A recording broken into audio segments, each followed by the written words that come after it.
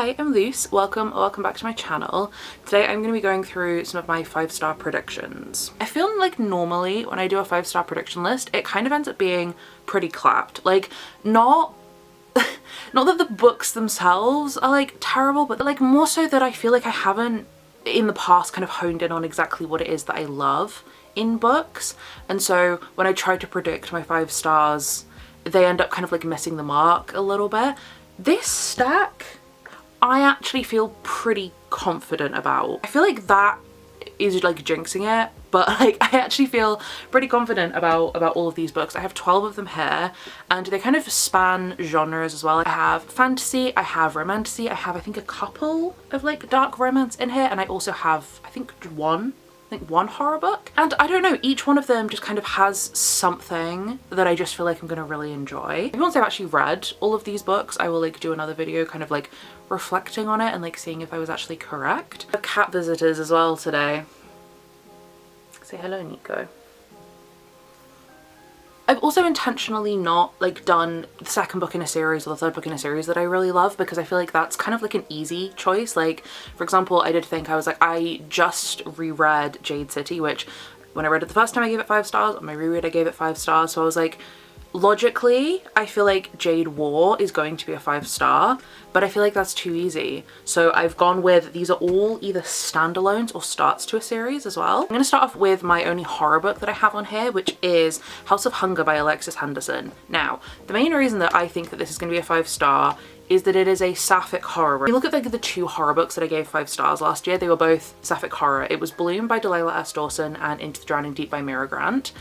So I feel like this is a pretty good contender. I've also heard like a lot of really phenomenal things about Alexis Henderson in general, but about this book specifically. This one I know is vampires, and I believe that we follow a girl who, I think she's like, is it a blood maiden? Is that what they're called? A blood maid to this wealthy kind of bougie vampire. There's obviously going to be some kind of relationship going on, but also with the horror element. I don't know, I just have really good feelings about this. I also love vampires. I love them both in like the romance realm, but I also really love vampires in horror. Like I love, oh my god, what is it called? Empire of the Vampire. Oh my god, how did I forget that? Empire of the Vampire by Jay Kristoff, which does vampires in I think a really like scary horror kind of way. So I don't know, I have a really good feeling about House of Hunger. And I have a single like kind of just standard contemporary romance, which is Culty by Mariana Zapata. Now I have read From the Cove with Love and I gave that one like a 4.5 stars, and genuinely I think the only reason that wasn't a 5-star is because I switched to the audiobook for a tiny bit of it and I didn't really like the audiobook. So I think if I'd have just continued reading it physically the whole time, then that probably would have been 5 stars.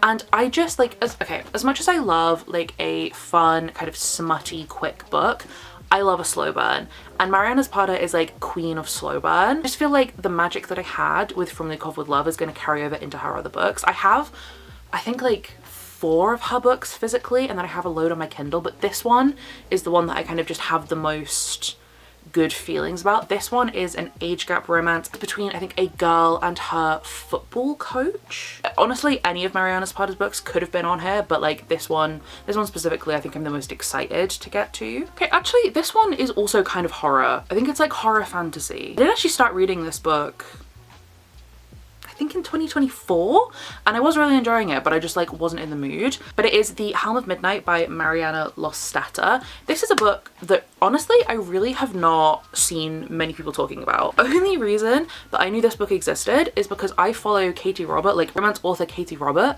follow them on Instagram, and they were talking about this as like one of their favorite books that they read in like a monthly wrap up. So I picked it up immediately because like I love Katie Robert's books that like they've written, so I was like, well, I feel like a recommendation from them is surely going to be something I really enjoy. This one, honestly, I don't really know what it's about. Like I don't know if my bookmark is still in here. It is. I read 32 pages of this book. Got up to chapter 4. I really liked it. I liked the vibes, but I don't really know what was going on. The kind of like little blurb right at the top says, legendary serial killer stalks the streets of a city shrouded in darkness and secrets. don't know, I like kind of a blend of genres. I like the kind of like horror with fantasy aspect. I also just like personally love going into a book not really knowing, kind of getting a vibe for it, but not knowing the actual plot. I think that makes me enjoy them a lot more. This is probably like the most rogue one on this list because I know pretty much nothing about it. But I believe in her. I think she's gonna be 5 stars. I think I'll do my little pile of dark romance next. So this one feels like kind of an obvious pick to put on here, but I have Beautiful Venom by Rena Kent. I feel like I've said this so many times in my videos, but if you're not new to my channel, if you have watched any of my videos before, then you will probably know that I love Rena Kent. I have got many books by her. I actually can't think how many exactly off the top of my head, but I've read many books by her. I have loved so many of them, and this is the first one in her new ice hockey romance series, which I love an ice hockey romance. I love a dark romance. I love Rena Kent. So like, what's not to love? I feel like this one as well, this came out after Kiss the Villain, which that was kind of like, I think her most like controversial release. Like a lot of people really didn't like it. I personally loved it, but a lot of people didn't. But this one, I saw many positive reviews for. Like this one I feel like kind of brought people back. But yeah, I don't know. I feel like because everyone likes this and I love Rena, this is kind of like, of all her backlist that I haven't read, this one I think is the most like reliable one. As a complete side note, this is not related to the content of the book. I just really like the covers for this series. So I also did debate putting Hunt the Villain on here because that is coming out when I'm filming this, I think next week. And like realistically that's also gonna be a 5-star, but I did want to like keep it to books that I own physically. But just know that Hunt the Villain is also on my 5-star predictions. And then this is another one that kind of almost felt like a little bit of an easy kind of choice to put on here because it's from another author that I love.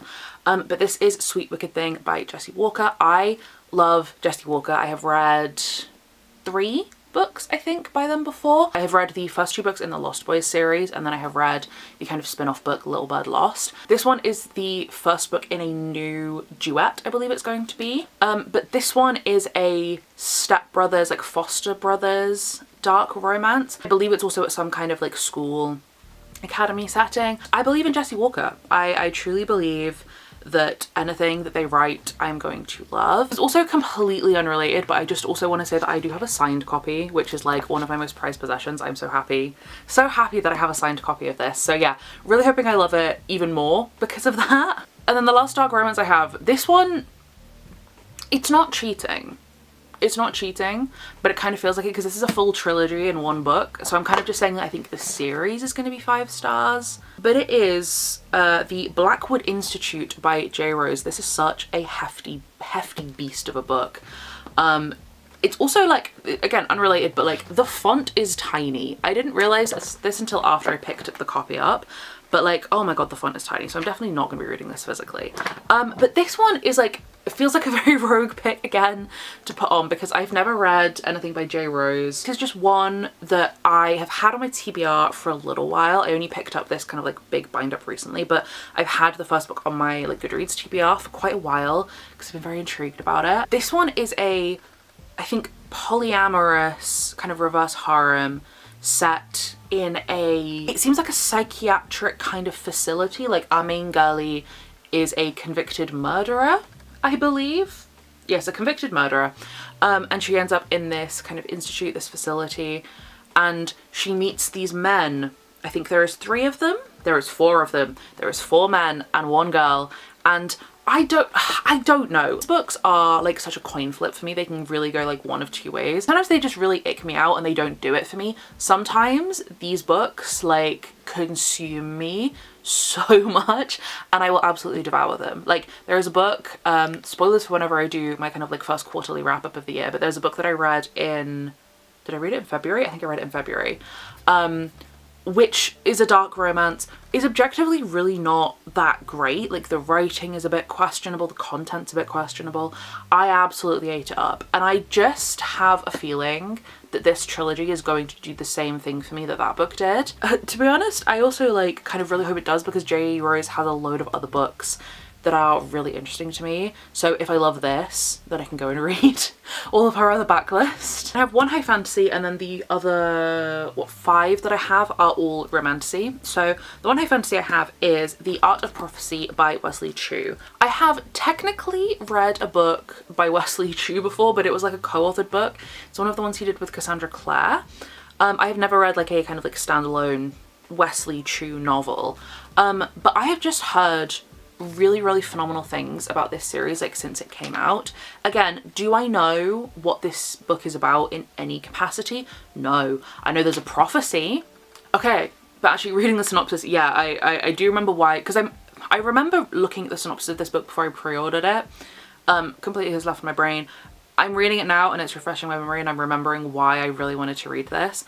And it's following a main character who was kind of like raised to believe that he is going to fulfill this prophecy to, I think, like save the world. But then it ends up being proven that the prophecy is actually wrong.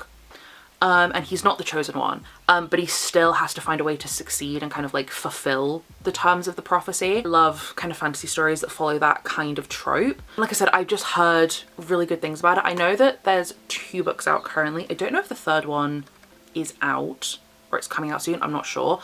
Another side note, covers stunning again.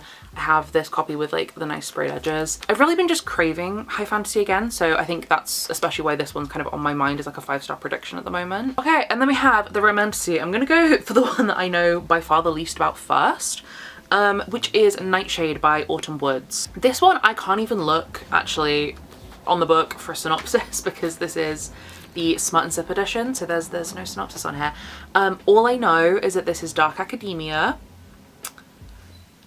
and the vibes seem really good. Like, just based off of this copy that I have, vibes just seem immaculate. And I'm basing my 5-star prediction purely off of the vibes with this one. And the fact that I like dark academia fantasy romance. And then another dark academia fantasy romance, actually, is The Half City by Kate Golden.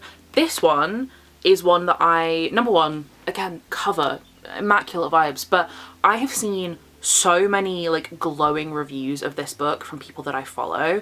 And it was one that I was kind of like mildly interested in anyway, but like seeing how many people have been loving this book, I'm so excited to read it. To be fair, this one I don't think is as much dark academia. I think this is just academia. But we're following our main character who ends up going to this, I think it's just like a magical academy. I know she is a demon hunter, and then she's obviously going to meet this guy. They're going to have a romance. If so many people that I follow have loved a book, then that makes me believe that I will also really love the book. And then following in that same vein, I have Diabound by Sable Sorensen. This one, truly, I have not seen so much hype for a book on my like For You page. I don't think ever. Like, so many people that I follow adored this book, like absolutely ate this shit up. And I trust them. I trust them. And also, I have said this like many times on my channel as well. I want to be like the other girls. Everyone that I follow and that I trust is loving a book. I want to be on that bandwagon. I also want to be loving and enjoying the books. And yeah, this one I know is something to do with direwolves. I have seen this compared to Fourth Wing, but with direwolves. Again, the little blurb at the top says, only the worthy survive the bonding trials. She'll risk her life and her heart to be one of them. I think that there's a love triangle in this, maybe, but like honestly I'm just really excited for the big wolves. Like, don't get me wrong, I like dragons are cool, but I love wolves.